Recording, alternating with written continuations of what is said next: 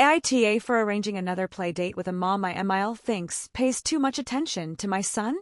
Reddit user, u/educational reveal 847. Original post, July 15, 2024. The title is a little misleading, but that's essentially what happened. I'm also not sure our ages matter, but I am 44F. My daughter, 6, has a sweet friend, a boy we will call Luke. Luke has 2 older siblings, but they're not relevant to the story really. I also have 2 more kids, an 11-year-old son and a 2-year-old son with Down syndrome, JP.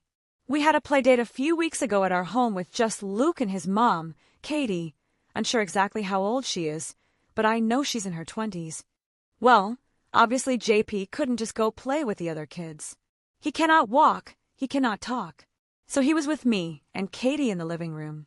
While my 2 older kids and Luke were playing, Katie and I were talking. And while JP can't talk, he makes noises, grunts, etc. Whenever he would do this, Katie would sort of make up something he said and say it for him.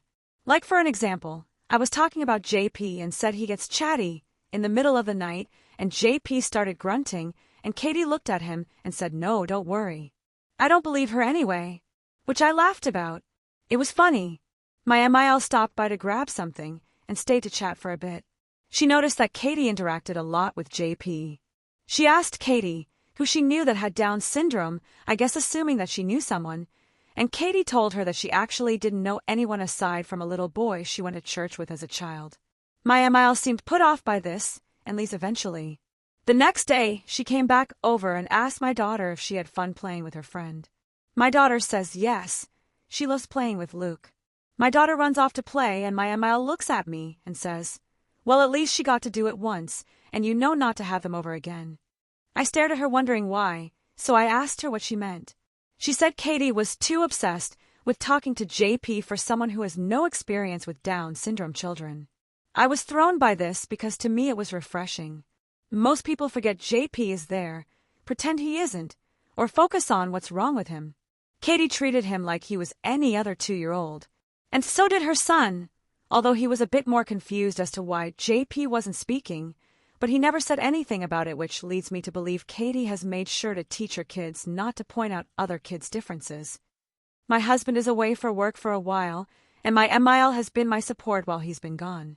And she essentially told me she's not willing to keep helping if I have another play date with Katie and her kids. Which is a problem because they're supposed to come over again in a few days. They've come here both times because it's easier for me and JP. My MIL thinks I'm exploiting my son to make a friend. I don't think so, but I do want to become friends with Katie, but I don't think she was too interested in JP. Relevant comments. NTA. It sure sounds like your MIL resents the baby for his condition. Clearly, seeing him being treated as normal stirred up some uncomfortable feelings for her, maybe because she wishes he were normal, and or because your friend is so much better at interacting with the baby than she is, I assume, that it highlights her own failures. 2 points of concern here.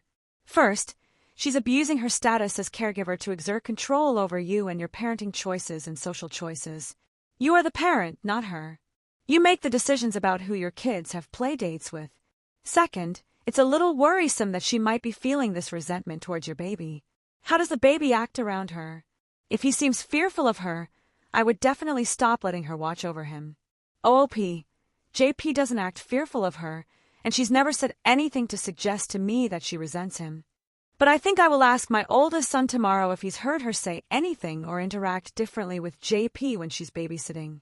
She also thinks it's weird for me to want to be friends with a mom so much younger than me, even though Katie's oldest is the same age as mine, and her youngest is the same age as my daughter. The only kids without a common age are JP and Katie's middle child. You are in a tough situation because you are dependent on your MIL's help, but she is completely wrong. Katie's interaction with JP is refreshing and heartwarming. Too often, people feel that they don't know how to interact with special needs children, so they shun them completely. To have another adult interact with him naturally and in a friendly manner is really good for him. You don't have to worry about Katie, and you are certainly not exploiting JP to make friends with her. On the contrary, having her as your friend will be good for JP as well as for you. OOP, thank you. I truly don't have friends outside my husband's family, not because of control issues. My family lives in another state and I can't see them much. And making friends is hard when my time is taken up with my kids' activities and JP's therapies, and I can't just take JP just anywhere whenever I want. It is hard sometimes. It gets lonely. And adding on top of it the I'm sorry as I get all the time and the I don't know how you do it, and I couldn't handle that. And my favorite one, that must be so hard for your other kids to not have as much attention, that leads to feeling guilty for days afterwards. It was nice to meet a mom who was willing to come to our home for our comfort and also didn't say all the things that make me feel like I'm uncomfortable spending more time with them. I just didn't want to think I was exploiting JP just to make friends with someone I enjoyed being around. Update 1, August 15th, 2025, 11 months later. So it's been a year. Luke and my daughter are in the same class again this year and are thrilled. We did have the second, and many other, play dates with Katie and Luke, and also Katie's other 2 kiddos. All 3 of Katie's kids are nothing but kind to JP, and every one of them takes time out of whatever they're doing to come hang out with JP every time. Her oldest son, specifically, can get JP going really good.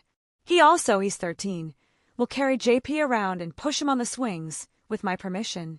ETA, it was with my permission at first. Now he just takes his little buddy JP, and heads right on out. JP and Katie's oldest have this bond that I can't describe. JP lights up when he sees his big buddy. When my MIL found out I was having the second play date, she was really mad. And she did in fact stop helping me out with the kids, while my husband was gone. My husband was mad about this, her actions, not mine, and hasn't spoken to her since.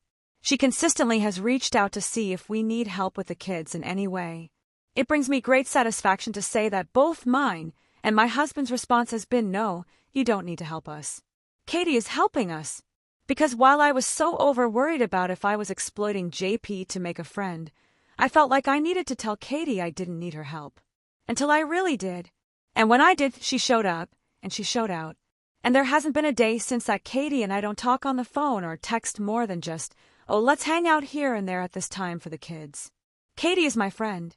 And not only is she my friend, she loves my kiddos with her whole heart. And I love hers. And before anyone asks, yes, I have kept Katie's kids for her also. They are so well behaved and respectful, it's such an easy yes. Thank you to everyone for your advice and kind words on the original post. My family might have lost my MIL, but we got a Katie. And that's worth a whole lot.